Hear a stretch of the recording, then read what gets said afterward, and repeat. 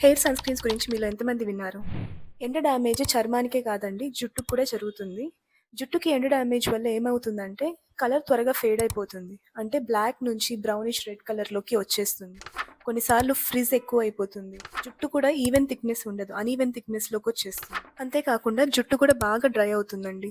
ఈ split ends ఇలాంటివి కూడా చాలా ఎక్కువవుతాయి. అందుకనే స్కిన్‌కి సన్ స్క్రీన్ ఎలా వాడతారో, హెయిర్‌కి కూడా హెయిర్ సన్ స్క్రీన్స్ అలానే వాడాలి. హీట్ బ్లో డ్రై చేసే ముందు, స్ట్రెయిటనింగ్ చేసే ముందు, ఎలాంటి హీట్ అప్లయెన్సెస్ అయినా వాడే ముందు హీట్ ప్రొటెక్టెంట్ స్ప్రేస్ అనేది వాడాలి. మీ ప్రోడక్ట్ రికమెండేషన్స్ నేను మీకు ఇస్తున్నాను. ఎటువంటి హీట్ అప్లయెన్సెస్ వాడని వాళ్ళైతే రొటీన్‌గా సన్ డ్యామేజ్ నుంచి కాపాడుకోవడానికి హెయిర్ సీరమ్స్ విత్ ఎస్‌పీఎఫ్ వాడడం అయితే మంచిది. ఇవి కొన్ని product recommendations. Heat protectant sprays అయితే హీట్ అప్లయెన్సెస్ వాడక ముందే జుట్టుకు పూసుకోవాలి. అదే హెయిర్ సీరమ్స్ అయితే post hair wash 50% hair dry అయ్యాక హెయిర్ లెన్స్ కంతా పూసుకోండి. ఎవ్రీడే నైట్ పడుకుండే ముందు ఈ హెయిర్ సీరమ్స్ ని హెయిర్ లెన్స్ కి పూసుకున్నట్టయితే అవి డ్రై కాకుండా, స్ప్లిట్ ఎండ్స్ రాకుండా, ఈవెన్ కలర్ డ్యామేజ్ కాకుండా హెల్ప్ చేస్తుంది.